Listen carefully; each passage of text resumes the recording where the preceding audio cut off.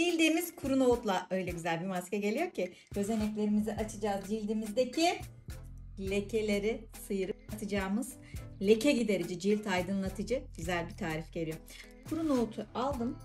Eğer bir öğütücünüz varsa ona koyun. Yok ise mikserde de yapabilirsiniz veya ezebilirsiniz.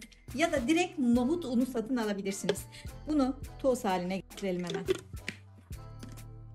Nohut unumuz hazır. Bakın. Ağzını kapatıp nem almasını önleyecek şekilde muhafaza ederseniz bunu aylarca kullanırsınız. Bunu hazırladık. Bir kenara alalım. Şimdi diğer malzememiz gelsin. Diğer malzemem salatalık, gözenekleri sıkılaştıracak, cildimizi aydınlatacak olan bir tarif. Şöyle, bu biraz büyük. Bana çok az lazım. Bu kadarı yeterli. Hemen şunun kabuğunu bir soyup suyunu alacağım salatalığın. Sadece suyu lazım bana.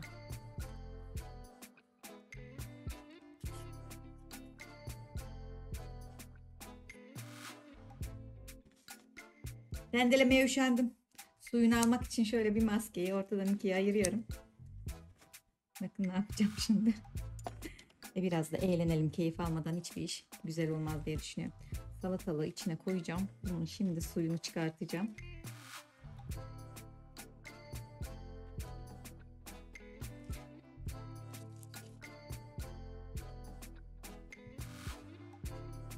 Gayet de kolay oldu. Deneyebilirsiniz. Böyle demlik maskenin içerisine yerleştirdim. Böyle biraz da insana iyi geliyor gerçekten.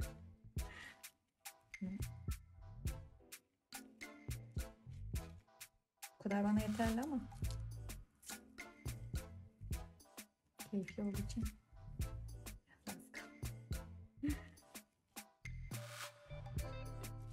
Evet, salatalığın suyunu aldım. Şimdi az önce hazırladığım nohut unundan 2 tatlı kaşığı dolusu kabıma aldım. Üzerine az önce hazırladığım salatalık suyundan 1 tatlı kaşığı ve süt. Cildimize elastikiyet de kazandıracağız. Tertemiz ve ışıltılı yapacağız. 1 tatlı kaşığı da süt ilave ettim. Son olarak da bunu biraz bal ekleyelim. Sıkılaşalım da biraz, tamam, lekeler gitsin. Biraz da cildimizi gerelim. Bakterileri atalım. Işıltılı güzel bir cilde geçelim. Şimdi maskem hazır arkadaşlar. Bu kadar. Ama özellikle güneş lekesi olanlar var mı aramızda? Var değil mi? Yaş ilerledikçe o lekeler gün yüzüne çıktı değil mi? O zaman biraz da zerdeçal ekleyeceğim. Cilt aydınlatmada, leke gidermede en güzel ürünlerden birisi. Ne kadar? Çeyrek çay kaşığı. Bu yeterli. Maske bu kadar arkadaşlar. Hazır. Bunu tüm yüzünüze uyguluyorsunuz. Göz altlarına çok yakın girmeyin lütfen. Oraya da başka güzel tariflerimizden uygulama yaparız. İyice karıştırdım. Cilt aydınlatıcı, leke gidermede, özellikle güneş lekesi gidermede, çillerinizin rengini açmada çok etkili bir tarif. Bakın bu kadar.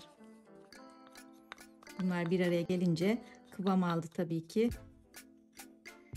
Bu kadar bize yeterli. Bu kadarıyla lekeleri gideren, cildimizi sıkılaştıran çok etkili güzel bir tarif yaptık. Bunu hemen ben bir ellerime süreyim. Bu elime sürmeyeceğim. Bu sefer diğer elime süreceğim. Çünkü bu elim o kadar beyaz oldu ki artık diğerine göre biraz da bu güzelleşsin istiyorum. Bu sefer buna sürelim.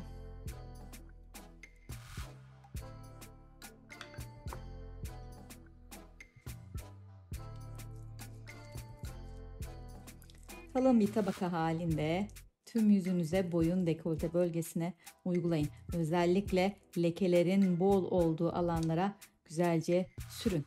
Haftada 2 kere yapıyoruz arkadaşlar. 15 dakika bekletmemiz yeterli.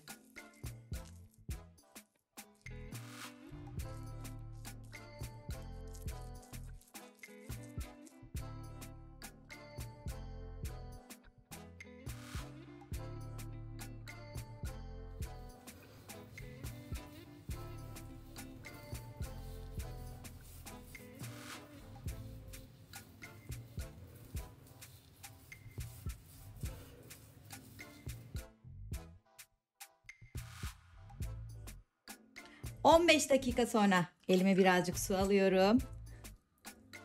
Ovalaya ovalaya cildimdeki hasarlı, sorunlu dokuyu çıkartıyorum. Alttaki ışıltılı doku geri gelsin. Güneş lekelerini şöyle bir silip atalım arkadaşlar. Daha güzel bir cildimiz olsun. Kendimizi daha iyi hissedelim. Bu kadar. Çıktı.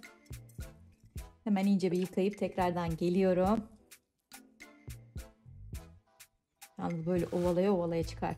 Pütürlü doku var. O ölü deriyi atmanıza yardımcı olacak. Bunu bir çıkartın. Geldim. Kuruladım cildimi.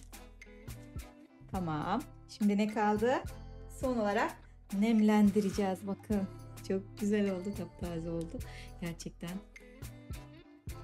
Zaten ben ballı tarifleri çok severim. Ben salatalığın aydınlatıcı, ferahlatıcı etkisini çok severim. Balın sıkılaştırıcı etkisini çok severim. Özellikle 30'ları geçtiyseniz ne demek istediğimi daha iyi anlayacaksınız. Sütün aydınlatıcı, yatıştırıcı ve temizleyici etkisini çok severim. Nohut ununu birleştirdik. Vitamin, mineralleri de yükledik cildimize. Peeling etkisini de aldık. Çok güzel oldu. Son olarak da o yüzden güzel bir nemlendirme yapalım. Kendi yaptığımız doğal kremlerden birini kullanabiliriz. Ben bunu kış için böyle bal mumuyla hazırladım. Çok seviyorum. Bir parça aldım. Elimde ısıtıyorum.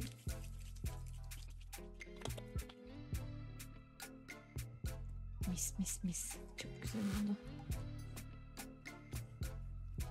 Bu kremin tarifini de buraya bırakıyorum.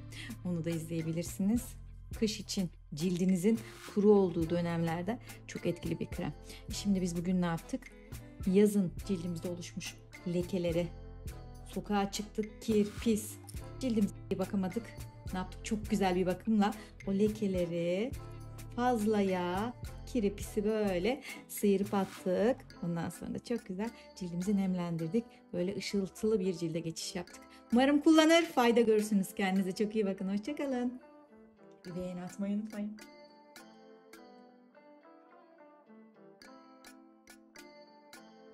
Hello, my dear friends. If you have sunspots, black spots on your face, get some chickpea flour and add these ingredients and get porcelain skin just after 15